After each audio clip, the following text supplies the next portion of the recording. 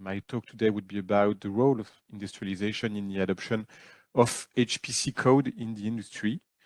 So I prepared, okay, slide. Okay, it's okay. So I prepare a small slide about my background, but you said everything which is important. So I will just shift to the next one, or to the next topic. I worked in the method team in Safran Aircraft Engines. I think you're not all familiar with it. So what is the role of a method team? It's to ensure the code validation regarding its application, to provide some expert support to the engineers, which have to design the engine. Okay, so we support the engineer on the application of the code, and we provide, let's say, turnkey solution with pre and post-treatment tools and whatever the engineer needs. So if we just have a quick look on how we design an engine today, what we have to consider is that the majority of the process, it relies on 0D or 1D code.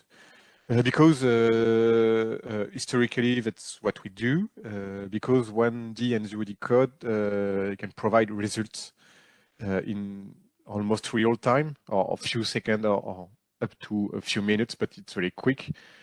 So you may run hundreds of computation, you can vary your parameters, and it's really a tool for the engineers to understand things. The second thing is that these codes are business focused, are in the industry for a long time, and they have been designed to answer to some very specific conception needs in the design process. And the last one is that they are really easy to use, are easy to process, to maintain. You can work on your local station. So for engineers, it's very convenient tools. In the recent year, we have seen more and more three-dimensional RANS approach, whatever commercial or not commercial code. And these RANS approach are more and more used. Because I would say that 3D is complementary to 0D 1D code. You have the most important thing is that you will have much less hypothesis in the modeling, so you can take into account a lot of things you wouldn't be able to take into account with 0D or 1D code. But if we look at what is done in the academia, we can see that it's almost hi-fi simulation, which are used almost systematically, hi-fi simulation. And clearly, these simulations raise the expectation of the industry about the capabilities of hi-fi CFD and of hi-fi CFD code. So I put just an example of the fullest project, which is the computation of a full engine with large eddy simulation. So this is huge computation, very interesting, but we cannot see this computation in the industry.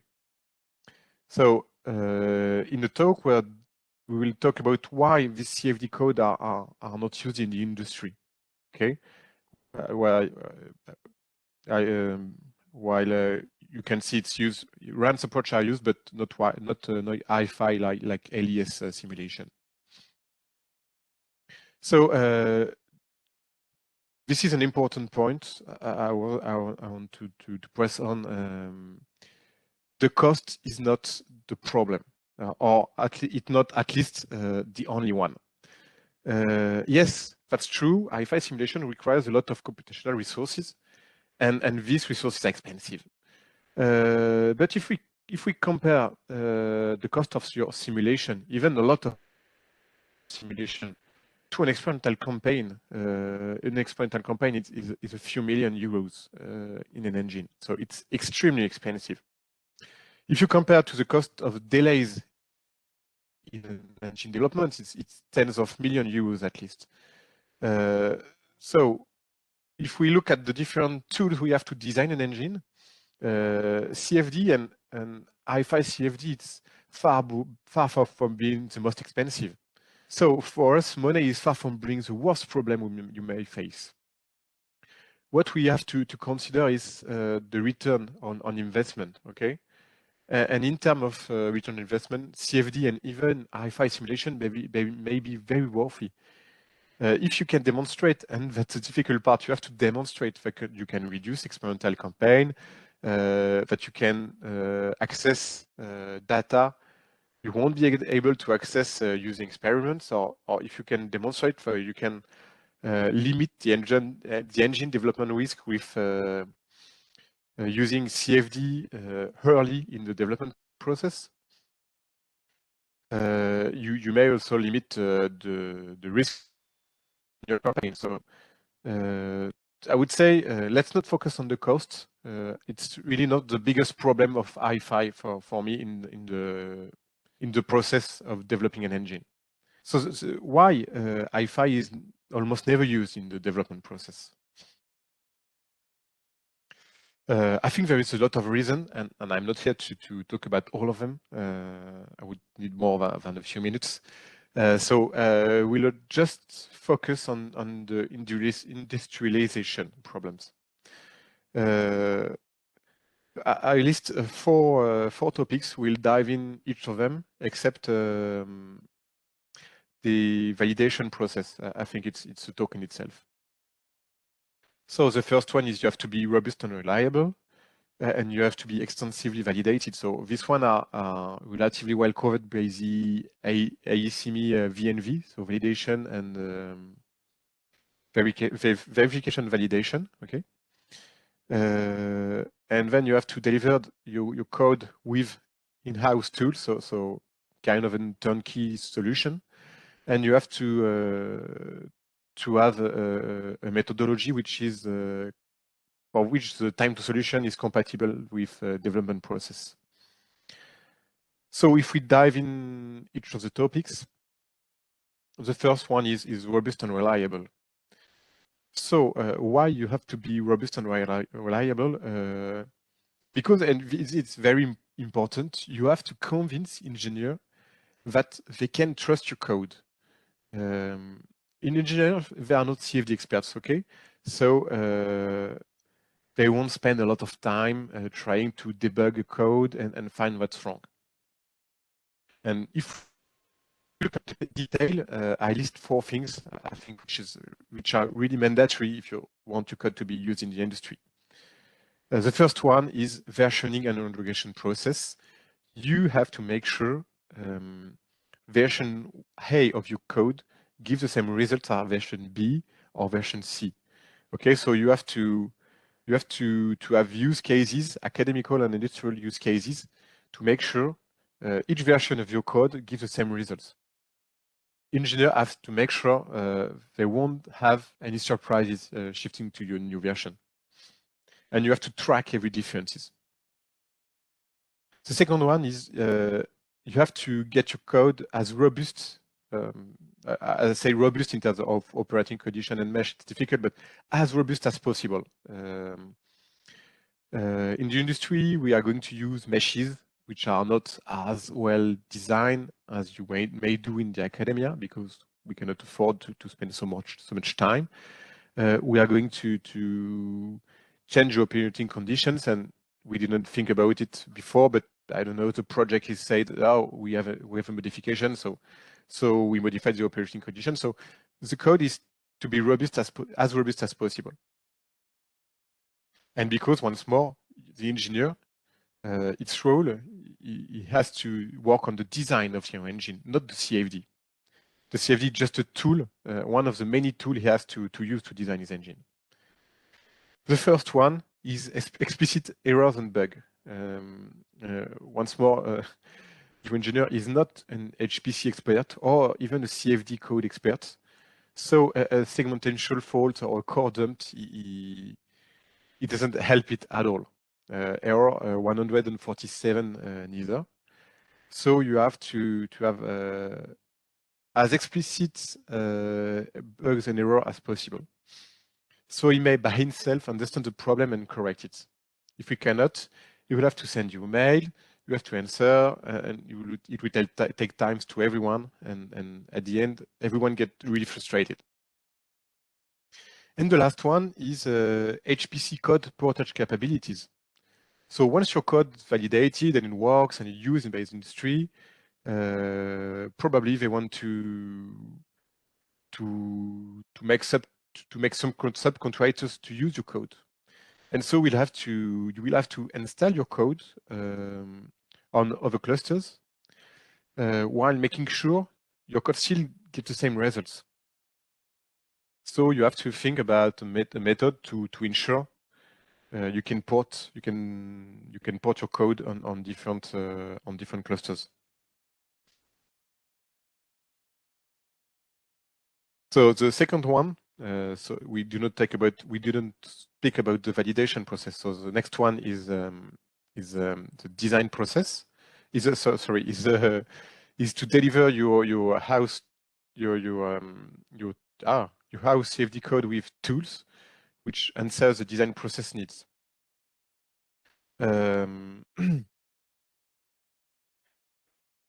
If we look at the engineer point of view, its added value is to design the engine.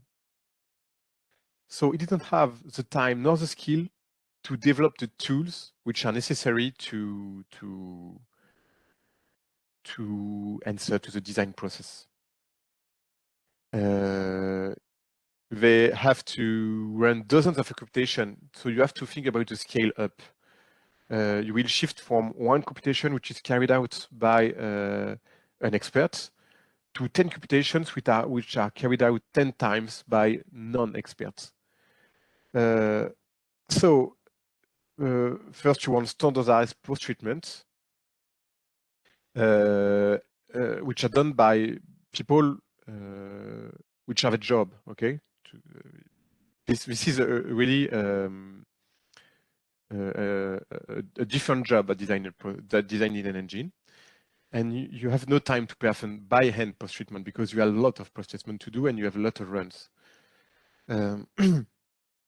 So this tool designing process is not necessarily the responsibility of the HPC code developer, but it has to be considered in the global industrialization process.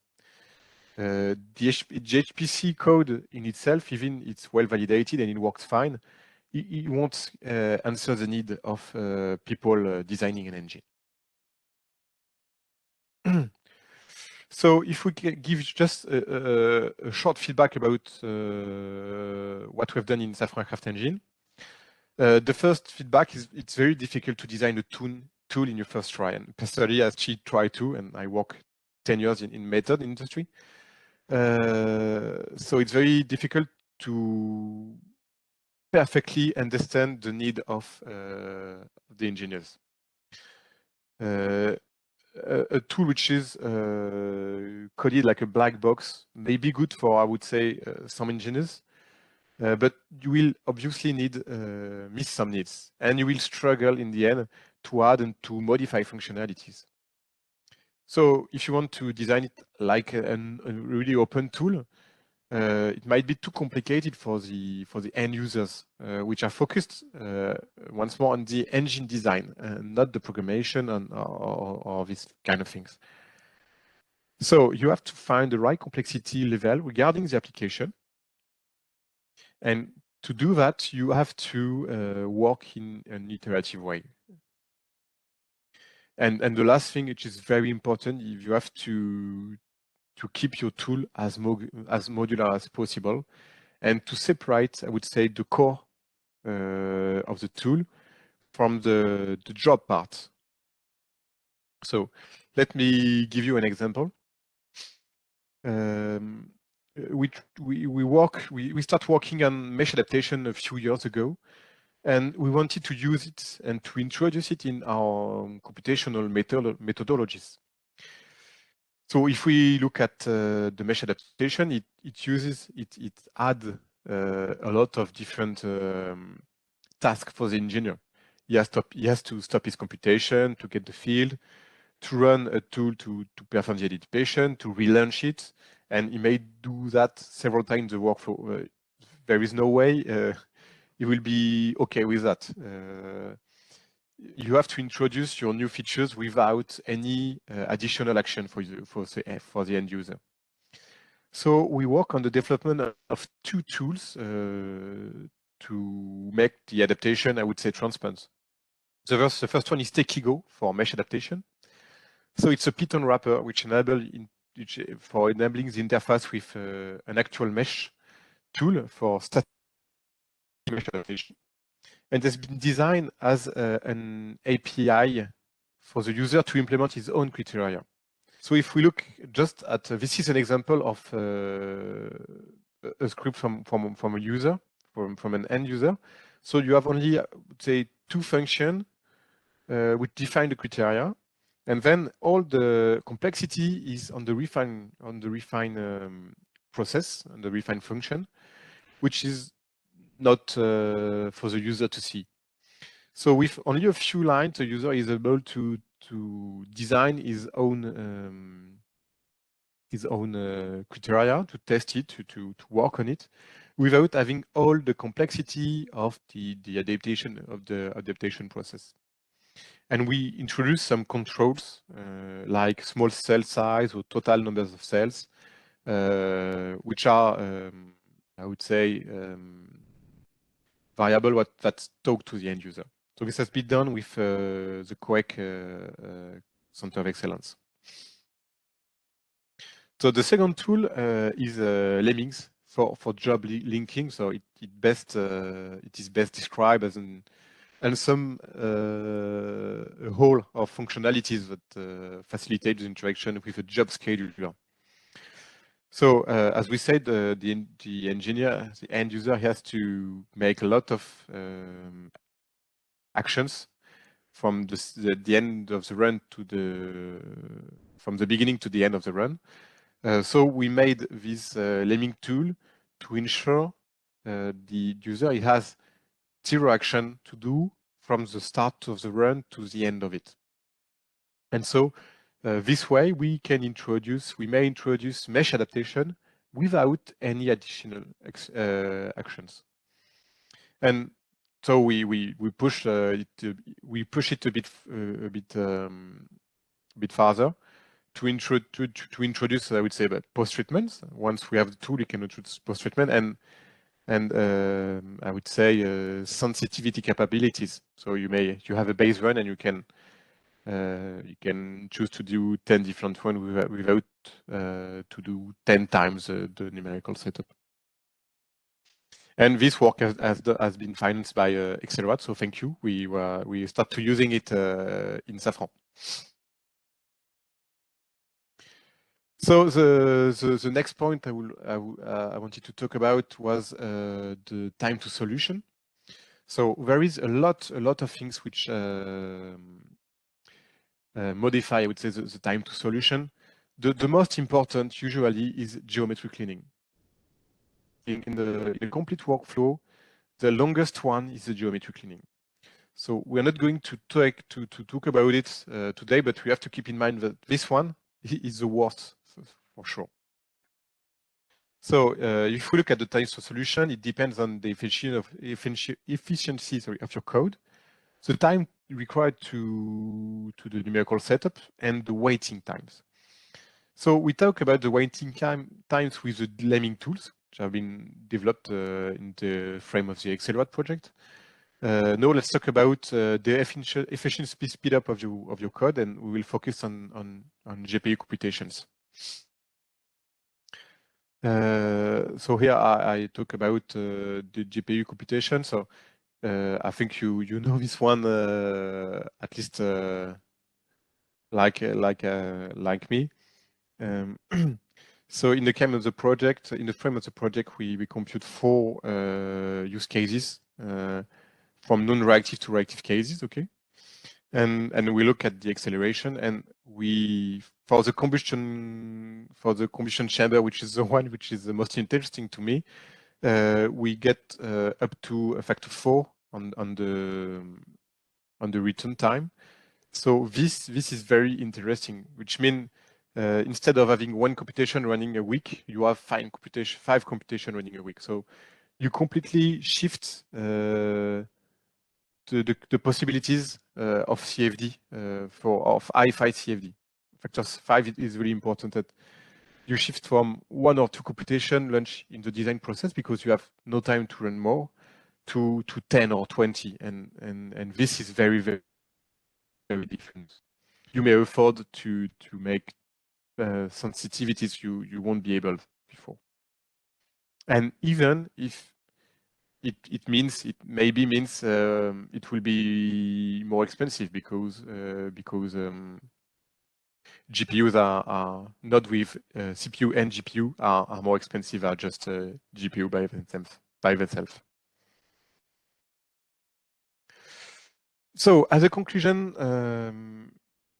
HPC code industrialization is mandatory for any use in the industry. For, I would say, four major reasons, because you have to consider the scale up from one hero computation from a PhD to dozens of computation from engineers with basic CFD knowledge, and clearly no HPC at all. But because you have to convince engineers that your CFD code is reliable, because if they think it's not, they won't use it at all. Engineers will always choose a less accurate approach that works, not an approach that crashes. So there is nothing worse than having no results.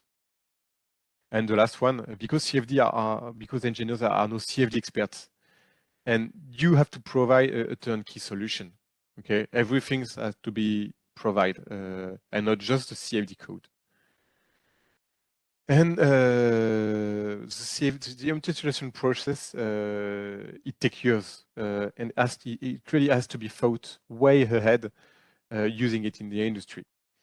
I would say more than the industry, really to be integrated in the design process, not just used in the industry for look at a few things. The AVBP code, so we work a lot with the CERFACS for the AVBP code, and it's being industrialized now for more than 10 years now. And there is still a lot of things to do. So it's very difficult and to have the same reliability or the same industrialization level that you may have if you compare to a commercial code. I would say that you will never get the result of a commercial code, but you will still have to be as industrialized as possible. Industrialization is a job on its own.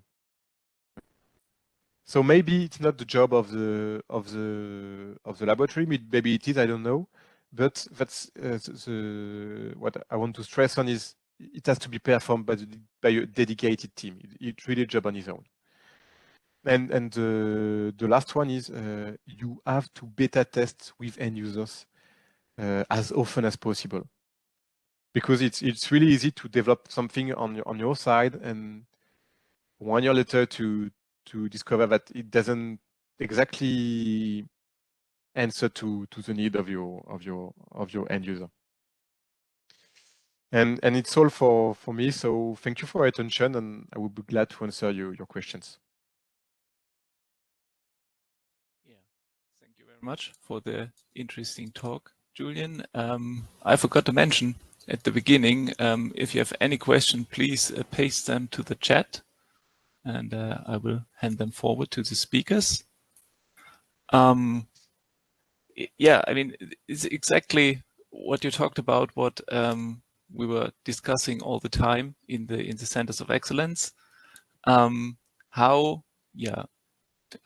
to, it's one thing to show the industry maybe the benefits of high fidelity HPC simulations, even exascale simulations, but it's a different thing to push them into the production process, right?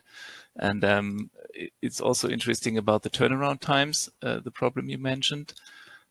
With the speed up, the bigger you make the simulation, the longer are usually the turnaround times because of the doubled effort.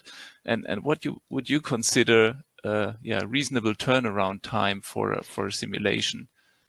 Has it to return in 1 day? Is it okay if it returns in 3 days, in 1 week? Think there is not a single value. It really depends on what you're working on. I think the first thing is you have to master the end the time to solution. If you say my computation runs and it's 2 weeks, okay, I would say maybe if the thing you compute is interesting enough, we will try to use it in the design process, but just for I would say understanding. Okay, so we'll run one or computation for at the end to make sure everything's okay.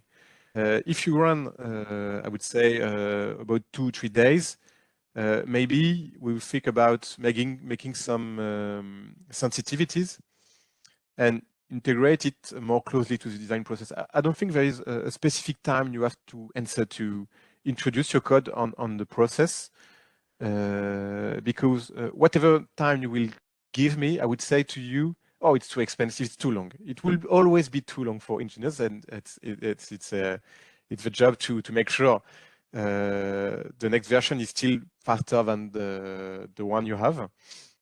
And just what we have to keep in mind, I would say, is it's depending the time to solution, you will use your code differently. And that there is we have in the frame of some development, we have a methodology of computation which runs around 1 month. Okay, so it's extremely long. Yeah. But we didn't have anything else, and okay, everyone knows it ran 1 month, so we just plan to run it 2 or 3 times in the development process. There is no the better the faster the better, of course, but there is no specific requirements. Okay. The challenge is still to if you have it in the design process and it gives you an extra information that is valuable, then you will take the time, and that's okay with it. Yeah. Okay. Yeah. So thanks a lot for the interesting insights. I think that was very valuable. And with that, thanks again, and we come to our next speaker. The title has three important words, which are dynamic load balancing. So for all the applications present in EXCELLERAT, we have this load balancing problem, which is a recurrent problem in combustion, for example, that when we have local phenomena. So load balancing is a generic problem in HPC, but dynamic load balancing is almost is very important for the kind of applications that we have in EXCELLERAT. Okay, so Danny, yeah, you can go to the next one. Okay, so what is very important, and this was what Julien talked about this just before, is really if we want to have real HPC application, we need to have the whole workflow in this HPC framework. We cannot have a bottleneck in the pre-process. We cannot have bottleneck in the post-process. So we really have to see the whole workflow as an HPC application. And well, for example, one important thing in EXCELLERAT was this adaptive mesh refinement, which enters this pre-processing. We don't want to lose a lot of time on having a good mesh in the pre-process with this mesh generation tools, which are very complex. So this is why we introduced AMR in EXCELLERAT, and almost all the applications use this kind of adaptive mesh refinement. And regarding the simulation, well, I will talk here about load balance specifically. Danny, can you go to the next one, please? Okay. Just a bit of context. Load balance is involved in this in this two tasks, 3.1 and 3.2, but also it was treated also in the context of adaptive mesh refinement, which is task 3.3. So we will concentrate on this specific task in this talk. Okay, regarding what, well, the first slide, what was important is, well, the key point of EXCELLERAT. Okay, that all this work that I'm going to present requires a multidisciplinary team. We have worked on algorithmic and computational efficiency. They are always interlinked. Okay, so all the development always involve algorithmic and computational. You have to make some compromise between the algorithmic and computational efficiency to have a good code. Also, we worked on well-defined use cases and real cases. So this was very important. All the cases are real geometries in real conditions. So this adds complexity to our job. Danny, can you go to the next one, please? Okay, so these are the codes that were represented in the project. So we have ARIA, EVBP, NEC 5000, Maya, Coda, TPLS, and Phoenix. And Danny, the next one.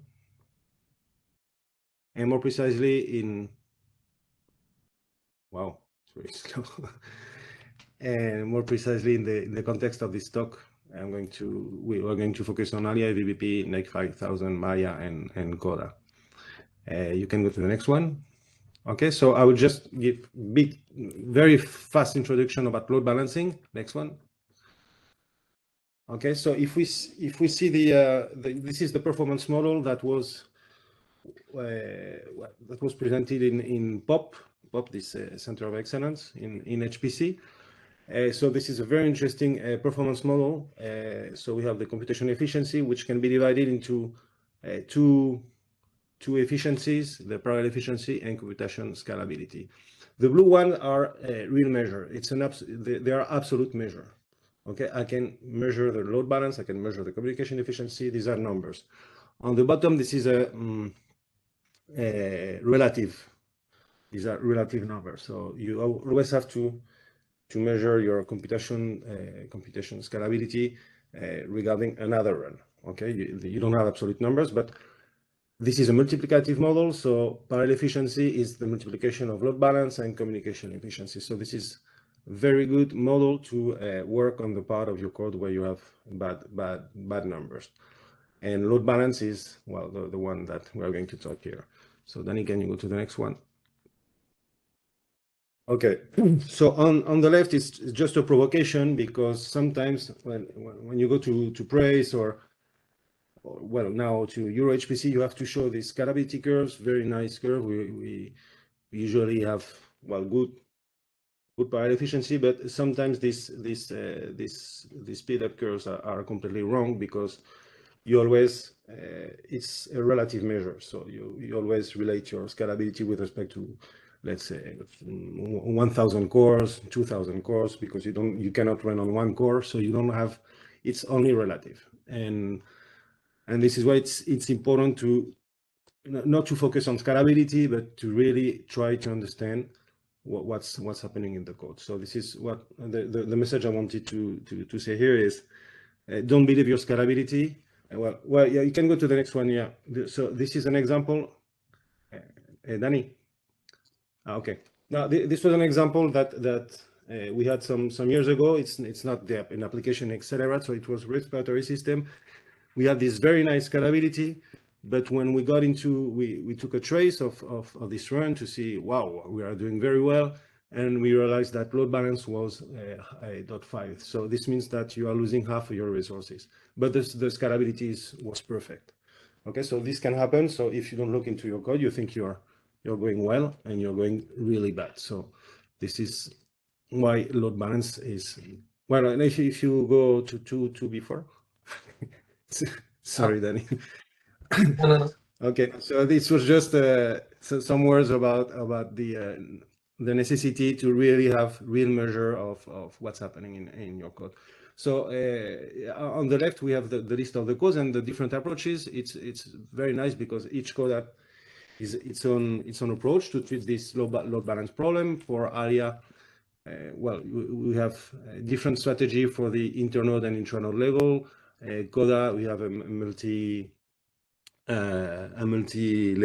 domain decomposition. NEC 5000 and recursive spectral bisection. So I will talk about this in the next slide. So this is a very nice diversity of actions on the different codes. So then you can go 2 slides. Okay. So the use cases of ARIA, we presented two use cases. So we have this from the experimental part, we have a design of by TU Berlin of an injector and combustion chamber. So the associated mass was 1 million cells, 200,000 particles, and 50,000 cores. Okay, so this is the one of the use cases that we use for ARIA. You can go to the next one. So here the load balance problem is clear. We have chemistry, local phenomena, and we also worked on this high lift configuration. So the results were presented at the workshop of the 4th AIAA high lift prediction workshop that was held this year in San Diego at the beginning of the year. So this was a 180 million mesh, and that was run on 4,000 cores. So Danny, please go to the next one. So this is the second use case of ARIA. Okay, so here we have the speed up. So this is what I said before. Don't believe too much your speed up. It looks always good. Well, the one on the right is not so good, but the load per core is very low in this case, and the difference also is the left. The first use case is explicit, and the other use case is implicit. So we have more communications in the solver. So this explains why. Well, it's semi-explicit. Sorry. So it's explains why the speed up is not so good. So we work essentially on the load balance part for the chemistry. So Danny, if you can go to the next one. Okay, so at the intranode level, we have for shared memory parallelism, we introduced DLB on the chemistry part. So the idea of DLB, which is a library developed at BSc, is to it enables to use the idle cores at runtime. So if we have one MPI that was finished, is one task MPI task that has finished, it is in an MPI wait or barrier. So what DLB enables is to use the resources of this core that are unused to have more cores to load balance at the node level. So this is a very nice approach. It's very easy to implement. It's just OpenMP Pragma. You just have to put some OpenMP Pragma on the part of your code that you know that you have load imbalance, and at runtime it decides how to distribute the resources to increase the load balance. So you can see that we obtain quite a nice speed up by using this strategy. I have to say that it doesn't. Okay, even if you don't use DLB, you may get this good scalability, but the time to solution is of course greatly decreased, like you can see on this graph. Okay, then you can go to the next one. Okay, regarding CODA, as I said before, this is a multi-domain decomposition approach. So one for MPI and one for shared memory parallelism. I cannot say too much about this strategy, so maybe if someone here wants to say a bit more from DLR, I don't know. But here you have the detail of what has been done in the context of CODA. Can go to the next one, Danny. No, it was. Sorry. Yeah. This is not the next one, huh? Danny? Sorry. No, before. Oh. Okay. Yeah, this is the one. Okay, so for NEC 5000, we have this adaptive mesh refinement that requires load balancing for obvious reasons. Okay, so for chemistry, it's because of local phenomena. For AMR, it's because we changed the mesh, so we changed the distribution of the work. So the two critical phases in this case was this EXCELLERAT solver, which is an approximate inverse solver for the coarse solver of the pressure solver. Okay, so this is repeated multiple times, and we really need a good load balance to have this efficient. Okay, so and of course, when you are using AMR, you have to have everything going fast because you are doing this at each time step or each time that your topology changes. Okay, so the conclusion of this is that they really need a hardware-aware partitioner. So you can go to the next one. So they were this one. Okay, so they work on this para RSB because the core solver requires a contiguous decomposition that Parametis cannot provide. Okay, so this is strange because this is a graph partitioner, so you a priori expect to have a contiguous domain, but this is not the case, and this happens with Metis also. We also observed this. So they work on that par RSB that, on the contrary of Parametis, provides a contiguous, depending on the condition, a contiguous domain that is very important for the solver. So you can go to the next one.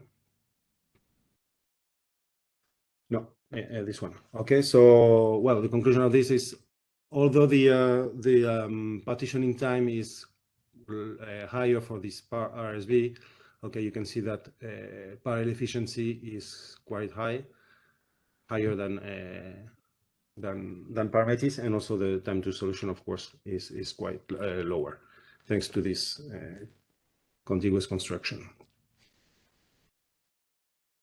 Okay, regarding CERFACS, they also work on this hierarchical domain decomposition.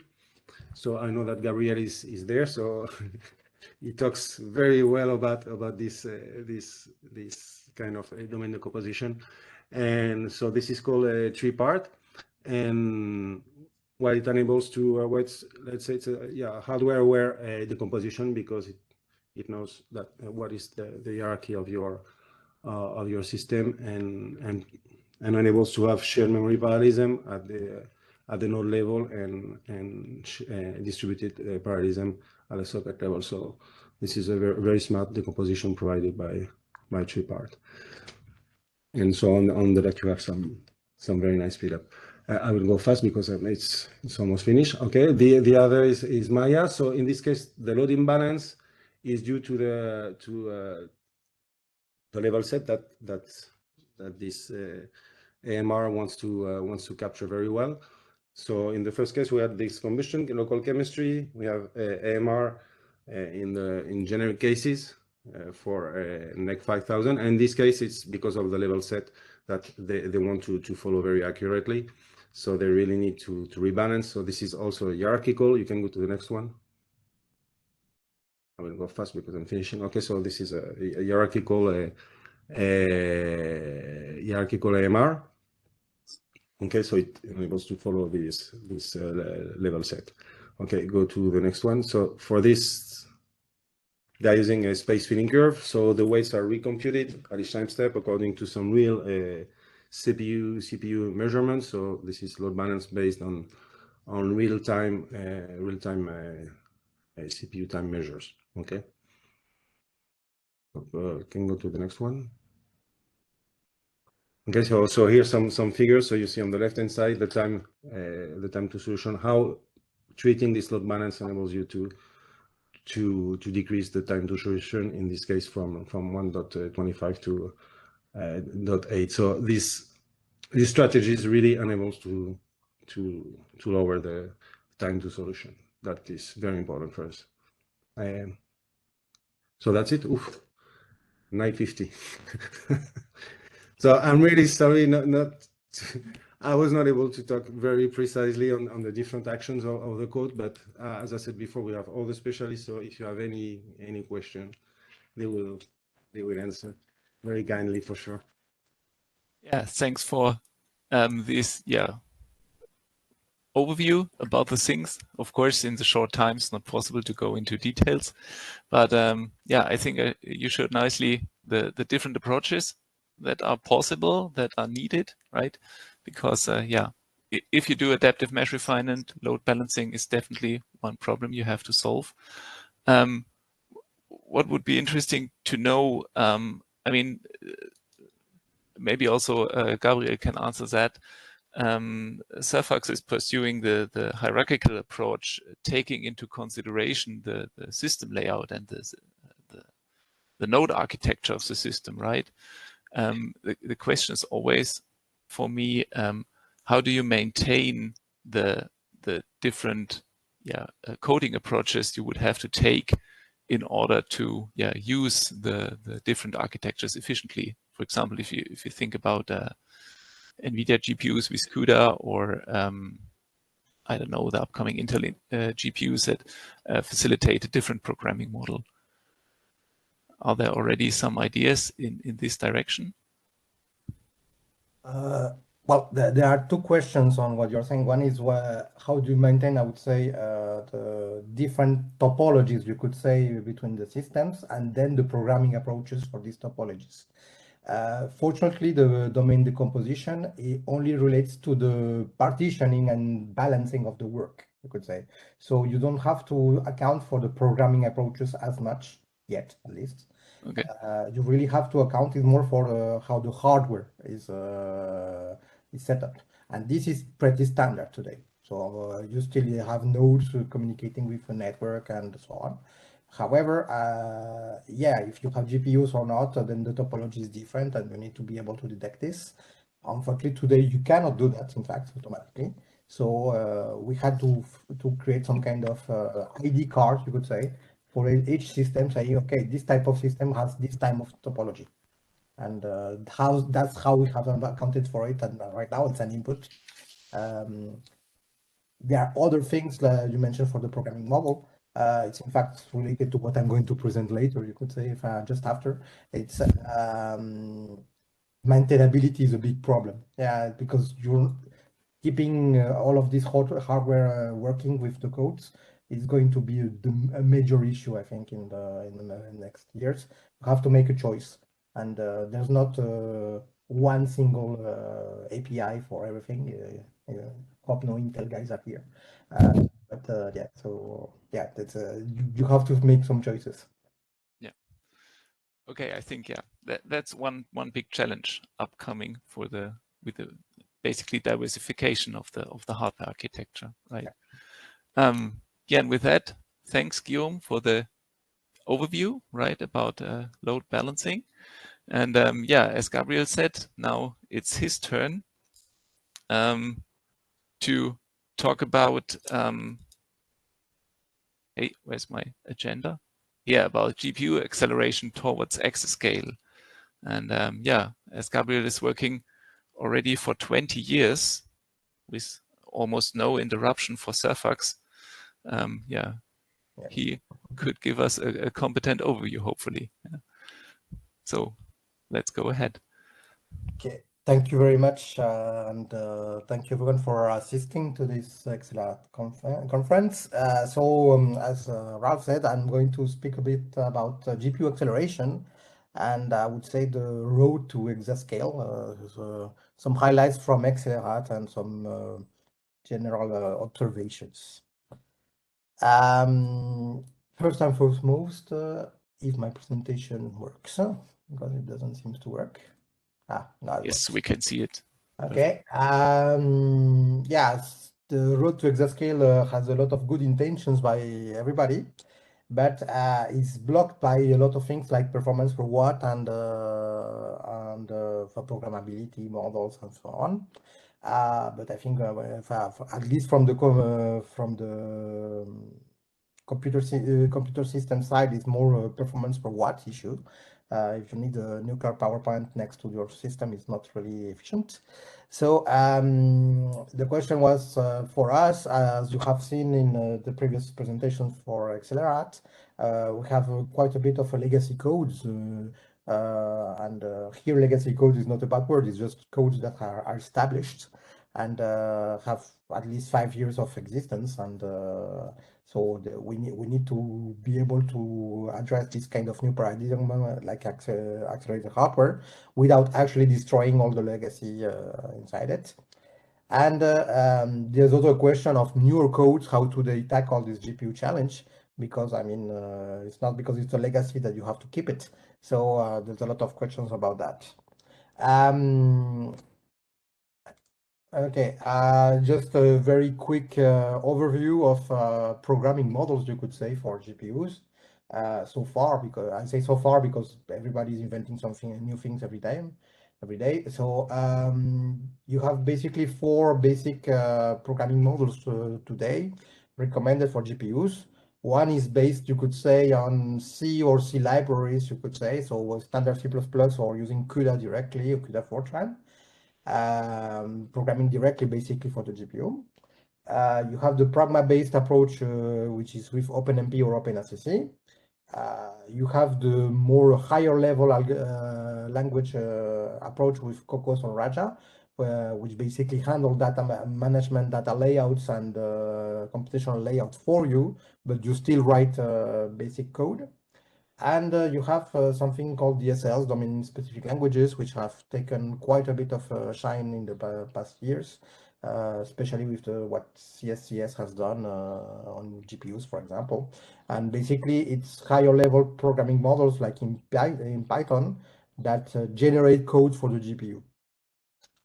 And unfortunately, programming models are like religion. Everybody has one and then defends it fist and teeth, meaning that, I mean, nobody actually tries to do all of them. And of course, we didn't try to do all of them. It's not possible.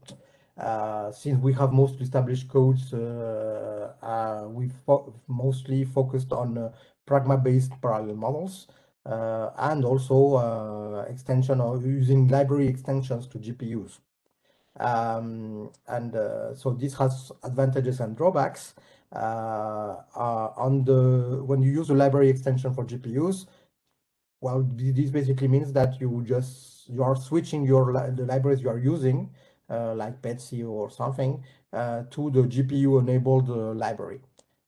This can be very easy for the developer, but it can also pose some performance drawbacks. And pragma-based parallel models are very good for established codes because you can just add, you could say, GPU acceleration where you want, but you're highly dependent on the compiler, and also the maintainability of your code can become a problem at some point. You're adding stuff in the code that is basically ignored if people want to, and this means that if they want to ignore it, they can, and most people will. So there's a lot of discipline to be established on the developer side to make sure that everything can remain smoothly. Just an example of some of the work we've done for the GPU extensions and I would say the logic behind it. This is just a scheme for AVVP. During EXCELLERAT, we ported or extended most of the codes from the project to GPUs or optimized it. In the case of AVVP, it has only a basic port to GPU, and it was extended for more substantial complex cases. And in this case, well, GPUs are very good for compute-intensive, you could say, work. However, they're very bad, or actually cannot do any I/O and data-centric manipulation to the system, to the disk, you could say, or memory manipulation. So this is something that we had to choose, and we chose to port completely the numerical scheme to the GPU. So about 99% of the application was ported to the GPU, only leaving the I/O parts and the input part, like the balancing that Guillaume mentioned, to the CPU, because these algorithms are not sustainable on the GPU side. So on the NEC 5000 work done by KTH, there was an existing CPU version, of course, and it was moved to GPUs using OpenSSE directives. There was a lot of optimizations for small math kernels in loops. And for GPU, you had to do a lot of merging of these kernels because you need really compute-intensive loops so that the GPU can take advantage of data locality. The initial performance of the OpenSCC was quite poor, and so especially for OpenSCC reductions, and they had to replace some of the kernels by handwritten kernels. So this is another aspect that is important when you port to GPUs. It's not because you have one approach that you cannot mix them. You can write some CUDA there to improve it, especially when you have some very intensive kernels, for some very, you could say, sorry, bottlenecks that are not easily adapted by OpenSCC or by the Pragma approach that is completely dependent on the intrinsics of the compiler. Also, the data movement is very important. You have a lot of data movement. It can pose a lot of problems, synchronizations. So there was a lot of improvement on the code by moving these transfers to data regions. This means external regions where you do the transfer outside the computational loop and not just before. And so again, the memory boundaries bound kernels had to be replaced by compute bound so that they could be more efficient. And you can see some of the performance here. This is using OpenSCC versus CPU on the dual booster system at Yolish, comparing one node with 48 cores AMD to 4 A100, so high-end NVIDIA GPUs. You have the ideal on bluish, and green and violet are the measurements. As you can see, well, roughly the GPU is already faster, quite a bit faster than the CPU, about factor 6, something like that. And scalability on the with the node number is maintained. You can see the speed up factor on the right between CPU versus GPU. So roughly 5 times more at the beginning, then it goes about 3. This is because GPUs needs a lot more data to be efficient. So the more you strong scale, the less data you will have per GPU. And this is seen by other applications as well. On the Alia port, they chose some really interesting approach, which is an heterogeneous computing between CPU and GPU. So the CPU is actually working at the same time, just doing less work than the GPU because of the computational differences. And doing this co-execution, you get like 20% faster by doing this co-execution compared to pure GPU execution. And the pure execution here is 3.5 times faster. This curve here is the minimum and maximum computing time difference per iteration. So you can see basically how it works. And this is for the airplane aerodynamics. That's a reference for the paper here that explains a bit how it works if you want some details. This was on a Power 9 architecture, so it's not only limited to AMD or Intel host devices. This one worked on a Barcelona system. On the CODA side, it's a bit different. CODA is a more modern code. It's more recent, written in C++, high-end C++. And in fact, they decided to go for the library approach. Basically, the linear solver part of the algorithm accounts for 80% of the computing time, more than 80%. So working on this kernel is quite efficient to improve the acceleration. They use a module called Split, which is a DLR library, if I remember correctly, and it has now CPU support. So there was no modification to the CODA source code. It's just the calls to the library, and the library is the one that is GPU enabled. There was a lot of optimizations to work on this to try to use the CUDA-aware MPI and the GPI direct on the system. This enables efficient MPI communications directly from GPU to GPU, which is a key factor if you want to go to strong scaling. And there was a lot of work done on the optimized host-to-device copies to avoid this from being a bottleneck. This is one of the major things that you have to watch out when you do GPUs. And again, speed up of 4.2, 4.4 node-wise compared to CPU. which is basically the standard we are getting on most applications on EXCELLERAT. One is a lot of work was done on numerical stability and correctness, checking that you get the right result, because this is another aspect, as Julien told this morning. You can get a very fast code, but if you don't get the same result, or you cannot explain why the code is slightly different because of round of errors, then the result is not useful.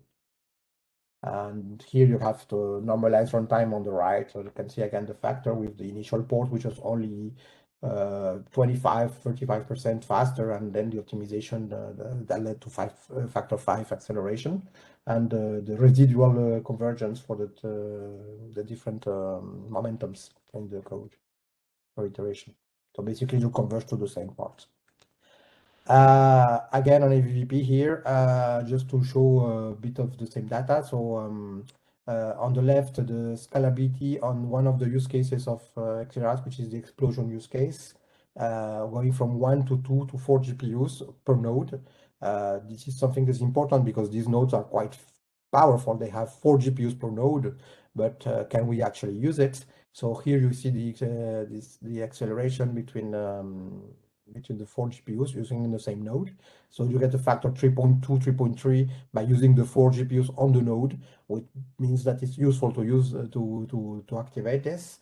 But you also get strong scaling on the right. The blue ones are on V100s, which is the old generation NVIDIA, the current, or depends what you call the NVIDIA GPUs. And on the right, the A100s, which is the newest one, the standard one for now. And this is an industrial gas turbine and combustion chamber demonstrator that we're working on with Safran, in fact. And you can see that the scalability is very good, up to 1000 GPU nodes on the dual booster system again. So you get the full coverage of the complex industrial use case on the right, with portable, extensible, and inherent performance between GPU generations. And one question that everybody asks is, okay, is it worth it to use GPUs because it's fast? But one of the main arguments is also power consumption. And this is an exercise that we cannot do everywhere because you don't have root access everywhere, but we could do it on the CERFACS cluster, which is equipped with A30 GPUs. And so we looked at the time to simulate the explosion use case on Ice Lake processors, so newest generation Intel processors, and the same thing on the A30s. You can see the power measurements between them. And so basically having exactly the same simulation, so the same time to the result, to solution, you get a 40% energy efficiency improvement by computing on GPUs compared to CPUs. Of course, you're going to say, okay, but wow, you had factor 5, where did it go?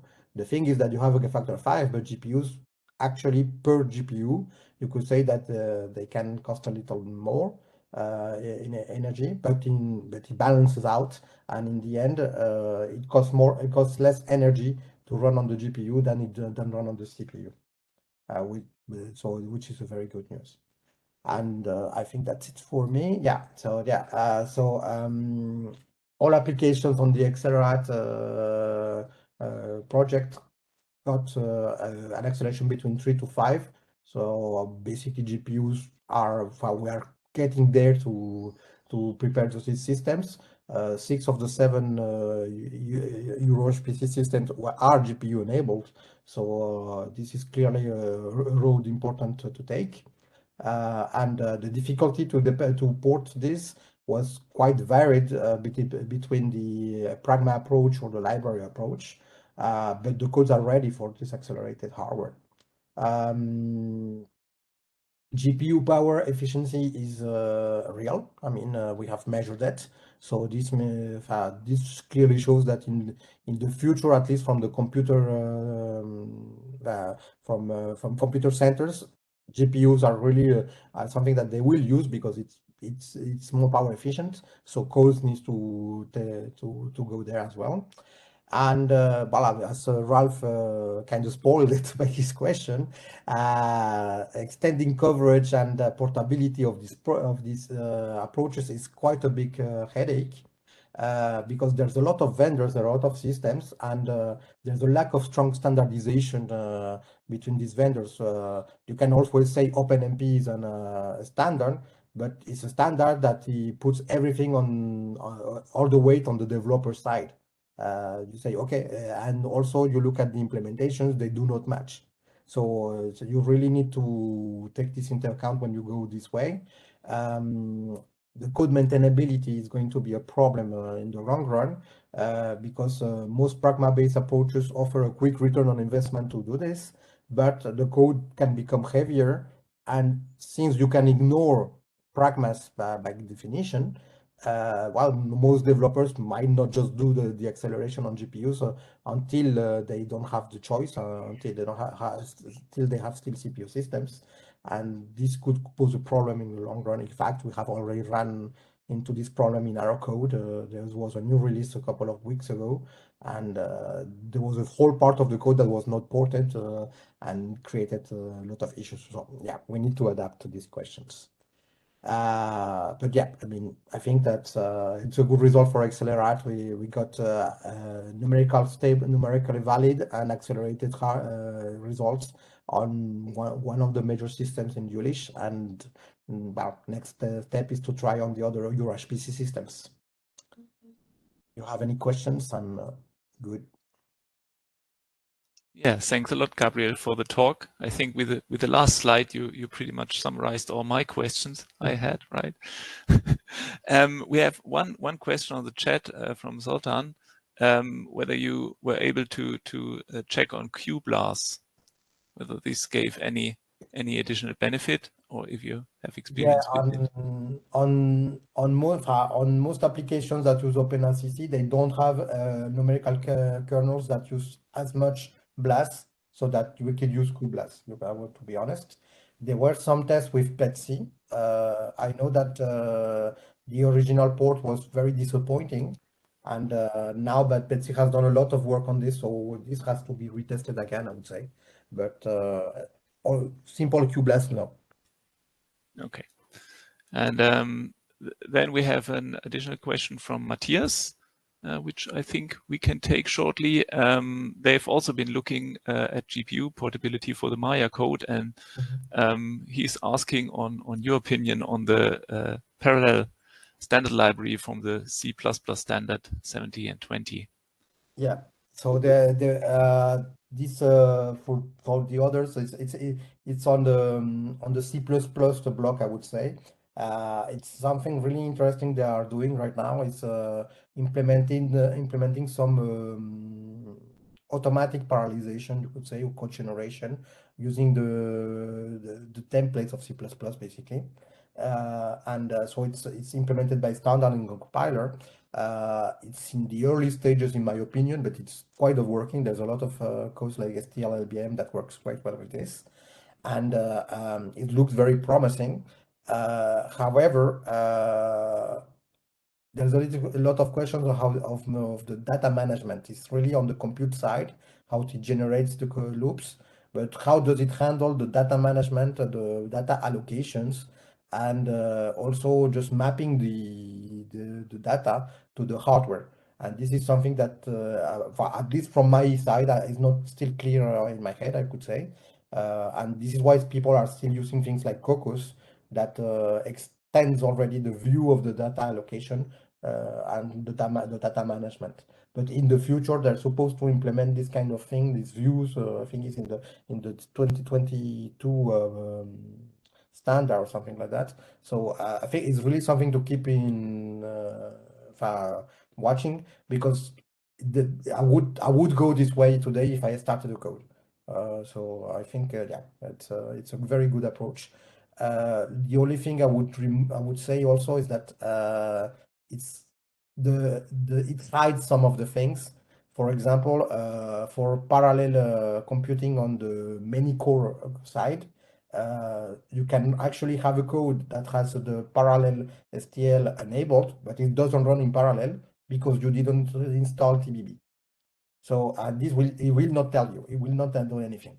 And so this is from the programming side is very frustrating, because basically it's saying that it's doing something automatically, but in fact, it's hiding you that is not doing it.